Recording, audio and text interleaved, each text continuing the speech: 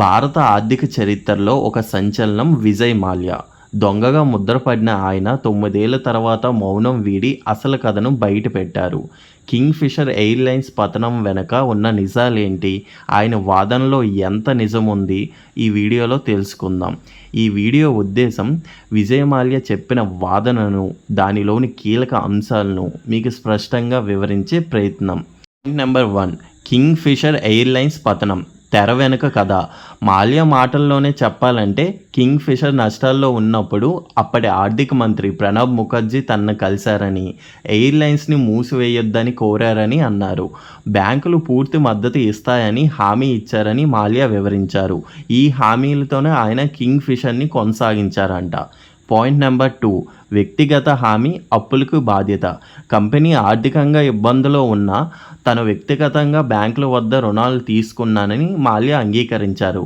అంటే ఆ అప్పులకు తను పూర్తిగా బాధ్యతుడు అని ఆయన అంగీకరించినట్లే. పాయింట్ నెంబర్ 3, మీడియా ప్రభావం, దొంగగా ముద్ర. మీడియా తనని చోర్ అంటే దొంగ అని, బ్యాంకుల్ని మోసం చేసిన వాడని చిత్రీకరించిందని మాల్యా తీవ్రంగా ఆరోపించారు. ఈ మీడియా ప్రచారం వల్లనే ప్రజల అభిప్రాయం త్వరగా తనపై నెగిటివ్గా మారిందని ఆయన అన్నారు. పాయింట్ నెంబర్ 4, 9 సంవత్సరాల మౌనం. కారణం ఏమిటి? మాల్యా 9 ఏళ్ళు ఎందుకు మౌనంగా ఉన్నారు? మీడియా తన మాటలను తప్పుగా చిత్రీకరిస్తుందని, అందుకే మాట్లాడలేదని ఆయన వివరించారు. ఈ పాడ్కాస్ట్ ద్వారా తన వాదనను నిజాయితీగా చెప్పే అవకాశం వచ్చిందని ఆయన అన్నారు. పాయింట్ నెంబర్ 5, రుణాలు తిరిగి చెల్లింపు, బ్యాంకులకు ఎంత తిరిగి వచ్చింది.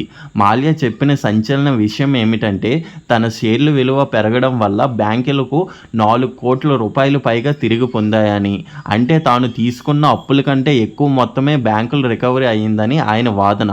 పాయింట్ నెంబర్ 6, దొంగగా ముద్ర. మాల్యా ఆవేదన. తాను చెల్లించిన డబ్బుల గురించి చెప్పినా తనను ఇంకా దొంగ అనే ముద్రతోనే చూస్తున్నారని మాల్యా ఆవేదన వ్యక్తం చేశారు. ఈ ముద్ర తనను చాలా బాధించిందని ఆయన మాటల్లో వినిపించింది. పాయింట్ నెంబర్ 7, భారతదేశం నుండి నిష్క్రమణ, పరారీ కాదా. తను భారతదేశం విడిచి వెళ్ళేటప్పుడు ఎటువంటి కోర్టు ఆదేశాలు లేవని మాల్యా స్పష్టం చేశారు. ముందే నిర్ణయించుకున్న పనుల కోసమే వెళ్ళానని, అది పరారీ కాదని ఆయన వేదన. పాయింట్ నెంబర్ 8, సెక్యూరిటీల అమ్మకం, అప్పుల కోసం. తన అప్పులు తీర్చడానికి తన కంపెనీ సెక్యూరిటీలు అమ్మాల్సి వచ్చిందని మాల్యా చెప్పారు. ఇది తన ఆర్థిక కష్టాలని తెలియజేసింది. పాయింట్ నెంబర్ 9, గుర్తింపు కోరిక, దొంగగా కాకుండా. చివరగా తాను చేసిన మంచి పనులు తనను గుర్తించుకోవాలని, దొంగగా కాదని మాల్యా ఆశాభావం వ్యక్తం చేశారు. తను కూడా ఒక మనిషే అని, తనకు గౌరవం కావాలని ఆయన పరోక్షంగా కోరారు. ఇది విజయ్ మాల్యా చెప్పిన వాదన. ఆయన మాటల్లోని ముఖ్యాంశాలు మనం తెలుసుకున్నాం. ఈ వీడియో కేవలం ఆయన చెప్పిన విషయాలు మాత్రమే తెలియజేస్తుంది. దీనిపై మీ అభిప్రాయం ఎలా ఉంది? విజయ్ మాల్యా వాదన సమర్థనీయమేనా, లేదా ఆయన దొంగ అనే ముద్రలోనే చూడాలా? మీ ఆలోచనలు కామెంట్లో పెట్టండి.